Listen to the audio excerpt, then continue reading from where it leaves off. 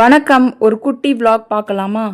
பேண்ட்ரியில் இந்த மொத்த கொண்டக்கடலை, சுண்டல், அதுக்கப்புறம் ராஜ்மா, இன்னும் என்னென்ன பயிர் வகைகள் இருக்கோ எல்லாத்தையும் 8 மணி நேரத்துக்கு நல்லா ஊற வச்சுக்கிட்டேங்க. க்ராசரி லிஸ்ட்டில் பார்த்தீங்கன்னா எப்பயுமே 2லேருந்து 3 வகையான இந்த மாதிரி சுண்டல் வகைகள் இருக்கும். நான் இதெல்லாமே ஒன்றா ஊற வச்சு இந்த மாதிரி ட்ரை மேட்டில் போட்டு ஃபேனுக்கு அடியில் ஒரு 10லேருந்து 15 நிமிஷம் வச்சுட்டு என்னோடய ஃப்ரீசர் பாக்ஸில் வந்து பார்த்தீங்கன்னா எடுத்து வச்சுக்க போகிறேன். இந்த மாதிரி பண்ணிக்கிறது ஒரு லைஃப் சேவருங்க. டெய்லி ஒரு கைப்பிடி சுண்டல் இருந்தால் அதில் என்ன வேணால் பண்ணிக்கலாம் நம்ம. இந்த ஃப்ரீசர் கண்டெய்னர் எல்லாமே அமேசான் பர்ச்சேஸுங்க. பிரத்யேகமாக நான் வந்து இந்த சுண்டல் ஸ்டோர் பண்ணி வைக்கணுங்கிறதுக்காகவே வாங்கினது. தேங்காய், பூண்டு எல்லாம் கூட இதில் ஸ்டோர் பண்ணி வச்சுருக்கேன். 171 ருபீஸ்க்கு மீஷோலேருந்து பார்த்தீங்கன்னா இந்த மாதிரி ஒரு கிளாஸ் கண்டெய்னர் ஆர்டர் பண்ணியிருந்தாங்க. எதுக்காகனா என்னோடய கவுண்டர் டாப்பில் நிறைய பிளான்ட்ஸ் வச்சுருக்கேன், அது வைக்கணுங்கிறதுக்காக தான். நீங்கள் ஒரு வேளை வாட்டர் பேஸ்ட் பிளான்ட் எல்லாம் க்ரோ பண்ணுறீங்கன்னா கண்டிப்பாக இந்த மாதிரி செராமிக் கப்லையோ வைக்காதீங்க. இதில் தண்ணியோட அளவும் தெரியாது, கொசு முட்டை போட்டுச்சுனாவும் தெரியாதுங்க. இது வந்து பார்த்தீங்கன்னா க்ரோத் பேபிள்ஸ் அமேசான்லேயும் இருக்குது, மீஷோலேயும் இருக்குது. வாங்கி ட்ரை பண்ணுங்கள். ரொம்ப ரொம்ப யூஸ்ஃபுல்லானது. இது போட்டிங்கன்னா வயர் எல்லாமே ஒன்று கூடி பிளான்ட் வந்து நல்ல ஒரு க்ரோத் இருக்குங்க. கண்டிப்பாக ட்ரை பண்ணி பாருங்கள். இதே மாதிரி 3 நாளைக்கு ஒரு தடவை பிளான்ட்டோட தண்ணியை தயவு செய்து மாற்றிடுங்க. அது ரொம்ப ரொம்ப நல்லது.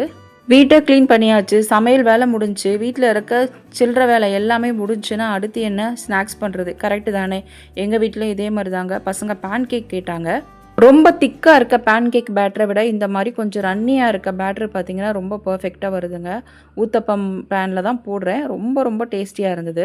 நான் ஸ்கூல் படிக்கிற காலத்துலலாம் ஈவினிங் பார்த்திங்கன்னா கேசரியும் பஜ்ஜியும் வீட்டில் பண்ணாங்கன்னா ரொம்ப ரொம்ப ஹாப்பியாக இருக்கும். இந்த மாதிரி பேன் கேக்கோ இல்லை வேஃபிள்ஸோ இதெல்லாம் என்னன்னு கூட தெரியாது. இதெல்லாம் உங்களுக்கு எப்போ தெரிய வந்ததுன்னு நல்லா யோசிச்சு பாருங்கள். எனக்கெல்லாம் பார்த்திங்கன்னா கல்யாணம் ஆன பிறகு தான் வேஃபிள்ஸு, பேன் கேக்கு எல்லாமே தெரியும்.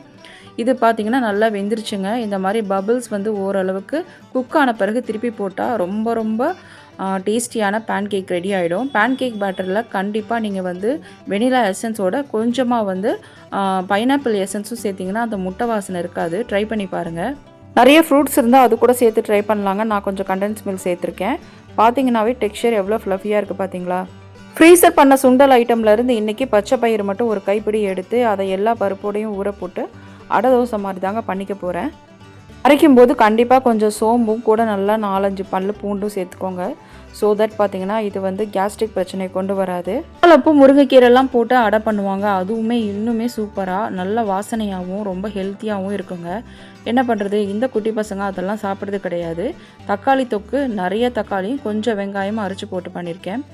அடை தோசை நல்லா நெய் விட்டு சுடணும், முருகலாக இருக்கணும். அப்போ தான் பார்த்தீங்கன்னா டேஸ்ட் ரொம்ப நல்லாயிருக்கும். வீடியோ பிடிச்சிருந்ததுன்னா ஒரு லைக் பண்ணி சப்ஸ்கிரைப் பண்ணிக்கோங்க. இன்னொரு வீடியோவில் மீட் பண்ணுறேன். பாய்.